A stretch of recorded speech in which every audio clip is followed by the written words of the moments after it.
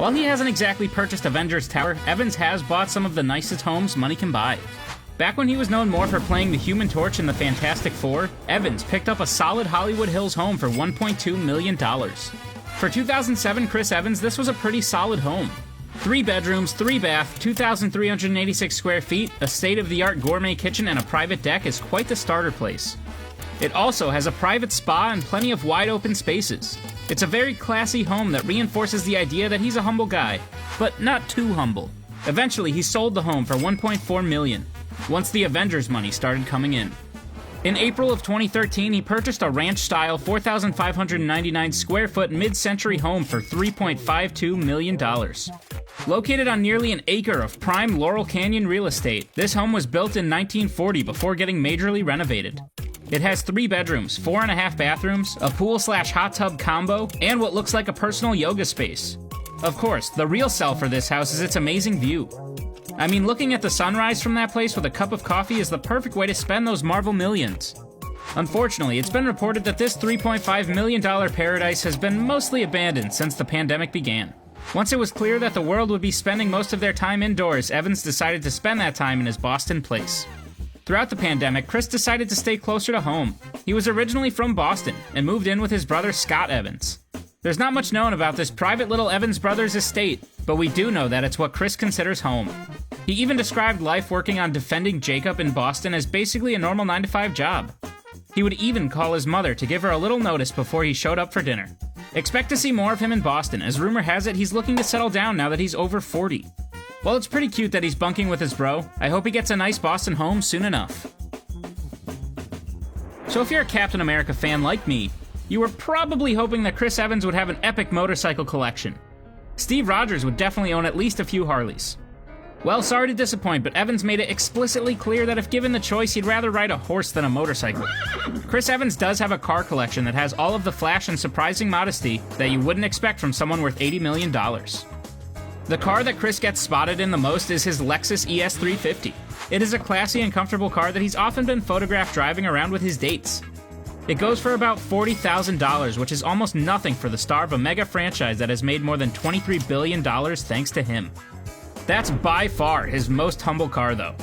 Like his co-star Tom Holland, Chris Evans loves to drive an Audi. Tom was a spokesperson for Audi and has since acquired 5 of them. Evans doesn't love them that much, but he did go back for seconds. First up is his Audi A8L, a car that's also been driven by MCU star Angelina Jolie. It's a luxurious ride with a supercharged 333 horsepower 3.0-liter V6 engine. It shows off how Chris likes a smooth ride more than anything else, and that he's willing to drop up to $86,000 for the privilege. Of course, you can only stay so humble for so long.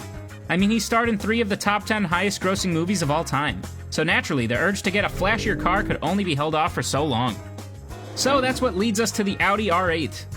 This car is not the spacious, luxurious ride he's known for.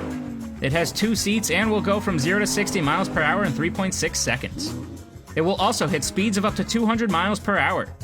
This is the kind of car that screams, "I'm still humble, but in case you forgot, I'm Captain America." If that doesn't get the point across, his Chevrolet Suburban probably says it all. At $75,000, this isn't exactly the kind of car you'd expect a movie star to drive. Of course, if you decked it out to look like the Captain America mobile, it does live up to the Hollywood hype. He showed up to the Captain America the Winter Soldier red carpet with his drivable trailer for the movie. Why that car?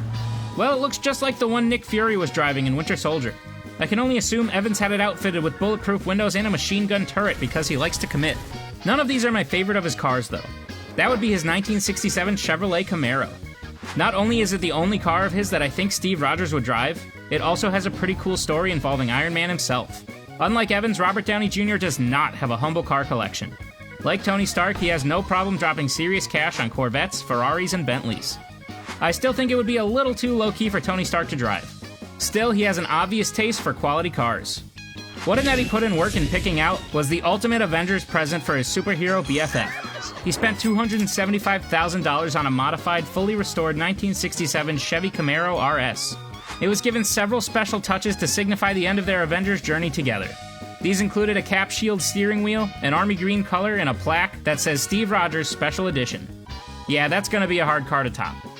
As far as flying goes, Evans has made it clear that he's not boarding with the rest of us.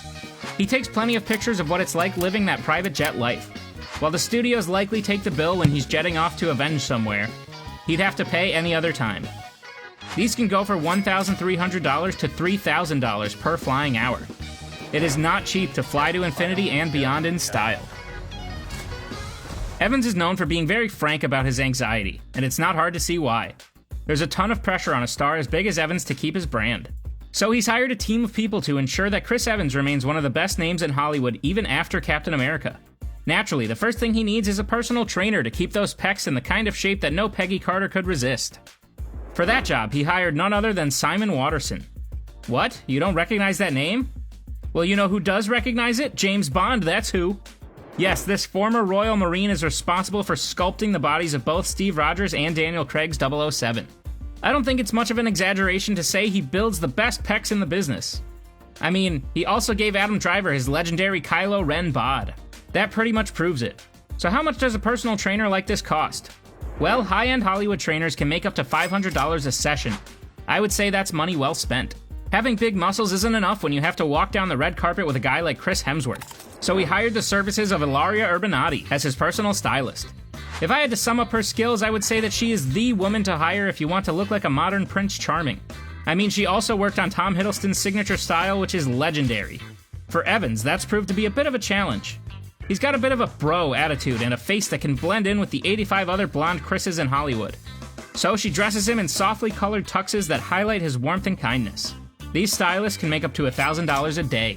Evans is apparently a die-hard Disney fan, and frequently arranges trips to their theme parks with his family. I mean, the average family spends $4,000 to $7,500 for a week at Disney.